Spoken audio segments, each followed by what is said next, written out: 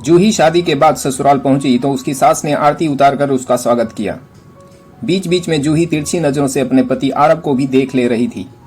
आरव दिखने में बहुत ही स्मार्ट था और जूही बहुत खुश थी कि उसे पति के रूप में आरव का साथ मिला है। कुछ रस्मों के बाद जूही को एक सजे हुए कमरे में ले जाकर बिठा दिया गया। जूही पिया मिलन की आस में बैठी मधुर सपने बुनने में लगी हुई थी कि तभी अचानक से उसकी बड़ी ननद कावेरी दनदनाते हुए कमरे में आई और उसके बिस्तर पर बैठते हुए बोली, भाभी कैसा लग रहा है ये कमरा? कमरे की सजावट मैंने की है। जूही ने मुस्कुरा कर उसकी ओर देखा तो कावेरी आगे बोली, अच्छा आपको एक बात बतानी थी, कमरे की चीजों को इधर से उधर बिल्कुल भी मत करिएगा क्योंकि यह कमरा मेरा है। पापा ने यह कमरा खास मेरे लिए बनवाया था। भैया तो मेरी शादी से पहले हॉल में ही सोते थे, फिर जब से मेरी शादी हो गई वह इस कमरे में रहने लगे, लेकिन अभी तक कमरे की सजावट में कोई फेरबदल नहीं हुई है और मैं उम्मीद करती हूँ कि मेरा यह कमरा आप हमेशा ऐसे ही रखेंगी। मैं जब भी मायके आती हूँ तो मैं इसी कमरे में रहती हूँ। यह सुनकर जूही का माथा पसीने से भीग उठा। वह हैरान थी कि उसकी सुहागरात में उसकी ननद यह कैसी बातें कर रही है। उसकी आंखों में आंसू देखकर भी उसकी ननद कुछ नहीं बोली और मुंह बनाकर वहां से उठकर चली गई। जूही अब उस कमरे को अपना नहीं समझ पा रही थी। अब उसे ऐसा लग रहा था जैसे वो किसी और के कमरे में है।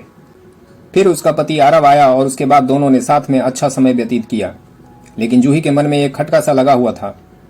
उसके बाद जब भी कावेरी घर आती तो अपने कमरे में ही रुकती थी।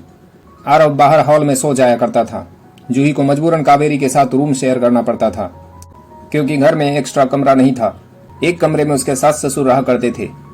उसे भी कुछ दिनों के लिए एडजस्ट करने में कोई दिक्कत नहीं थी, लेकिन कावेरी जिस तरह पूरे अधिकार भाव के साथ उस कमरे की चीजों को रखती थी उसे देखकर जूही का दिल तड़प उठता था, क्योंकि हर लड़की का सपना होता है कि शादी के बाद उसका एक कमरा हो जहां वो अपने हिसाब से रह सके, अपनी मनपसंद सजावट कर सके। लेकिन यहाँ तो ऐसा कुछ भी नहीं हो रहा था। एक बार जूही बाजार गई तो उसे हल्के गुलाबी रंग की चादर बहुत पसंद आई। उसने अपने बिस्तर पर वही चादर बिछा ली। संयोग से उसी दिन कावेरी घर आ गई। बिस्तर पर गुलाबी रंग का चादर देखकर वह भड़क गई और कहने लगी, भाभी आपको अच्छे से पता है कि मुझे नीला रंग पसंद है, फिर आपने यह गुलाबी चादर किससे पूछकर बिछाई है? जूही की आंखें भर आई। वह कहने लगी, दीदी मेरे बिस्तर पर मुझे इसी रंग की चादर बिछाने की इच्छा हो रही थी, इसलिए मैंने बिछा ली। आप इतना गुस्सा क्यों कर रही हैं?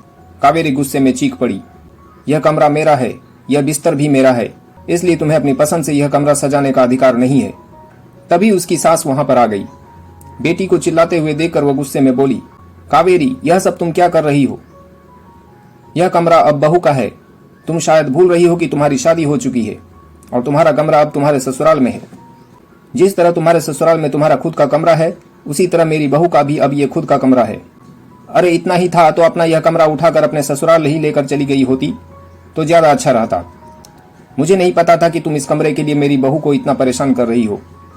अरे तुम अपनी भाभी के साथ एक अच्छा रिश्ता बनाओ जो आगे चलकर तुम्हारे काम आएगा।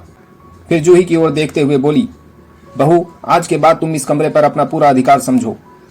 तुम्हें जैसे रहना है रहो, जैसी सजावट करनी है करो। कावेरी अब तुम्हें कुछ नहीं कहेगी।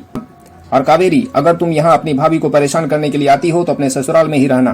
कावेरी को अपनी गलती का एहसास हुआ और उसने अपनी माँ और भाभी से माफी मांग ली। उसने भरे गले से कहा, भाभी मैं इस घर से तो विदा होकर चली गई, लेकिन इस कमरे का मोह नहीं छोड़ पाई। लेकिन मुझे भी समझना चाहिए कि शादी के बाद अब यह कमरा आपका है। अब मैं कभी भी इस कमरे पर अधिकार नहीं जताऊंगी। यह सुनकर जूही ने प्यार से अपनी ननद को गले से लगा लिया। उसकी सास के कारण आज उसकी बहुत बड़ी समस्या हल हो गई थी। दोस्तों, घर के बड़े बुजुर्ग यदि समझदार हों तो छोटी मोटी समस्याओं का समाधान ऐसे ही निकल आता है और बात बिगड़ने से बच जाती है। कहानी पसंद आई हो तो चैनल को सब्सक्राइब जरूर करिएगा। धन्यवाद।